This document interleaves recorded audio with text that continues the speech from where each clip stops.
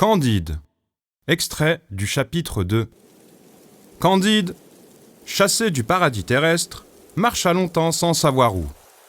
Pleurant, levant les yeux au ciel, les tournant souvent vers le plus beau des châteaux qui renfermait la plus belle des baronnettes.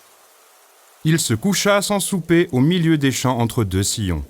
La neige tombait à gros flocons.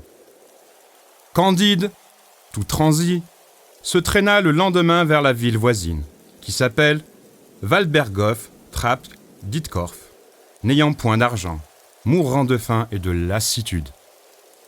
Il s'arrêta tristement à la porte d'un cabaret. Deux hommes habillés de bleu le remarquèrent.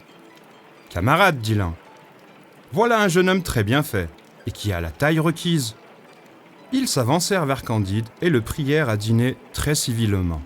« Messieurs, leur dit Candide avec une modestie charmante, vous me faites beaucoup d'honneur, mais je n'ai pas de quoi payer mon écho. »« Ah, monsieur, lui dit un des bleus, les personnes de votre figure et de votre mérite ne payent jamais rien.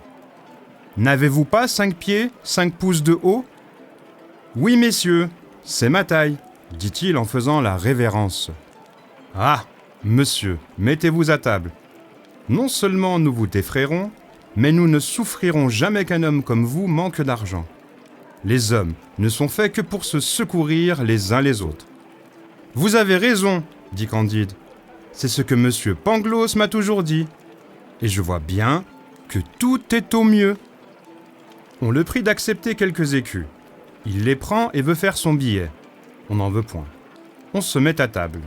« N'aimez-vous pas tendrement ? » ?»« Oh oui, répondit-il. J'aime tendrement mademoiselle Cunégonde. »« Non, dit l'un de ces messieurs.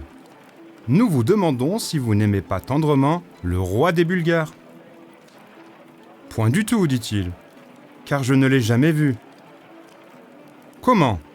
C'est le plus charmant des rois, et il faut boire à sa santé. »« Oh, très volontiers, messieurs. » Et il boit. « C'en est assez, lui dit-on.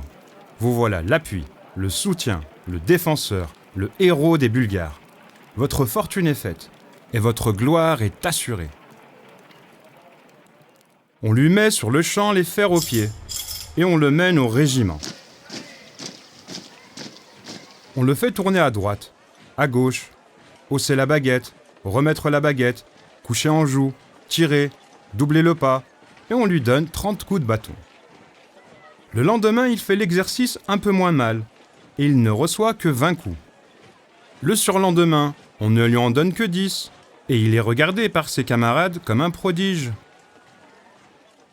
Candide, extrait du chapitre 2, Voltaire, les classiques du bac.